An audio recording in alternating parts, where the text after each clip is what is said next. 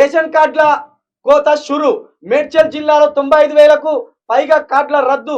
Social మీడియాలో viral గా మారిన వార్త. ఇదే సమయంలో మంత్రి శ్రీధర్ బాబు ఆసక్తికర వాక్యాలు. రేషన్ కార్డులు తలసరి ఆదాయానికి లింక్ పెట్టి కామెంట్స్. సిగ్గు బుద్ధి ఉన్నదా అనే మీకేమన్నా? అబ్బబ్బబ్బబ్బబ్బబ్బబ్బా, తలసరి ఆదాయానికి రేషన్ కార్డుకి ఏ సంబంధమే? మొన్న మల్లిగాడు కట్టిన సిగ్గు అయింది. ఇది మాట్లాడదాం. రేషన్ కార్డులు తలసరి ఆదాయానికి లింక్ పెట్టి కామెంట్స్. కార్డులో భారీగా కోత పెట్టబోతున్నట్టుగానే మంత్రి మాటలు. రేషన్ కార్డుల రద్దు వార్తతో జనంలో ఆందోళన. కొత్త రేషన్ కార్డులు వస్తాయనుకుంటే ఉన్నాయి పీకేస్తున్నారని గందరగోళం. కొత్త కార్డుల జారీపైన స్పష్టమైన ప్రకటన చేయని రాష్ట్ర సర్కార్. కాదు, ఇక్కడ ఒక మాట, రేషన్ కార్డులకు తలసరి ఆదాయానికి ఎందుకు సంబంధం ఉంటుంది? నాకు అర్థమైతే లేదు. ఇప్పుడు రాష్ట్ర సంపదని రాష్ట్ర జనాభాతోటి విభాగం చేస్తే, విభజిస్తే తలసరి ఆదాయం అనేది వస్తుంది.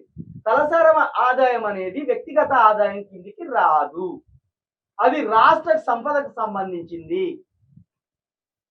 ఒకరి తలసరి ఆదాయం ఎంతున్నది అని లెక్కేయాలంటే ఆ రాష్ట్రానికి సంబంధించిన ఆదాయాన్ని మొత్తం ఆ రాష్ట్రంలో ఉన్న ప్రజల తోటి డివైడెడ్ బై చేస్తే ఒక్కొక్కరికి రాష్ట్ర తలసరి ఆదాయం ఎంత వస్తుంది అనేది అసలు లెక్క.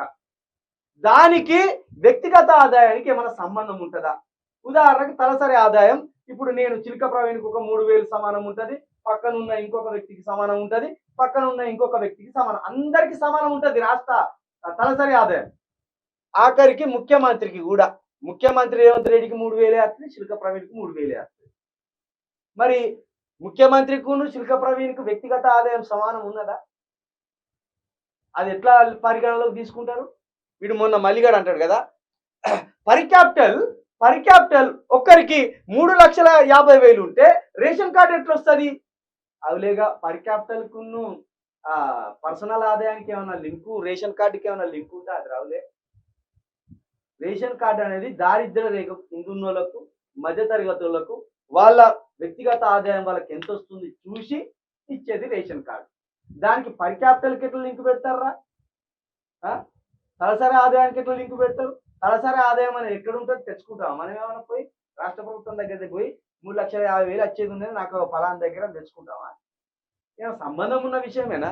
ఆఖరికి మంత్రి గారు శ్రీధర్ బాబు గారు, మీరు మంత్రి గారు, ఒక ఉన్నతమైన చదువులు చదివిన వాళ్ళు, మీరు కూడా దీనికి లింక్ పెట్టడం ఏందండి? రేషన్ కార్డులు తలసరి ఆదాయానికి లింక్ పెట్టి కామెంట్స్ అంటే మల్లిగాంధీ ఏమన్నా తొక్కొచ్చిందా మీరు?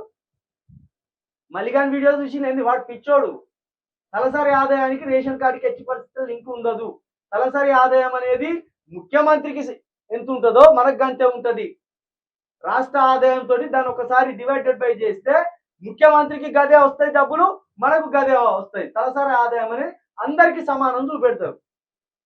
కానీ వ్యక్తిగత ఆదాయం అందరికి సమానం ఉండదు. ముఖ్యమంత్రి గారికి 1,000 కోట్లు ఉండే, చిలక ప్రవీణ్కు 10 రూపాయలు ఉండే. అప్పుడు 10 రూపాయలు ఉన్న చిలక ప్రవీణ్కి రేషన్ కార్డు ఇవ్వచ్చా? అది లెక్క. ప్రజలను భయపెట్టిస్తాను వీళ్ళు, దయచేసి అర్థం చేసుకోవాలి. రేషన్ కార్డుకి తలసరి ఆదాయానికి అసలు సంబంధం లేదు ప్రజలారా, అది మీరు అర్థం చేసుకోర్రి. మీ ఆదాయం ఎంత ఉంటుందో, మీరు నెలకు ఒక 30,000 40,000 సంపాదించగలుగుతానని తేలితే బహుశా మీకు రేషన్ కార్డు రాదు కావచ్చు. ఆ రేషన్ కార్డు నియమ నిబంధనలు ఒకసారి పోయి తెలుసుకోండి. మీరు దారిద్ర్య రేఖకు దిగువన ఉన్నారా, లేదు మధ్యతరగతి మనుషులా, లేకపోతే మధ్యతరగతికి ఇంకా కొంచెం పైన ఉన్నారా, ఆ లెక్కలన్నీ ఒకసారి తెలుసుకొని రేషన్ కార్డు అప్లై చేసుకోండి.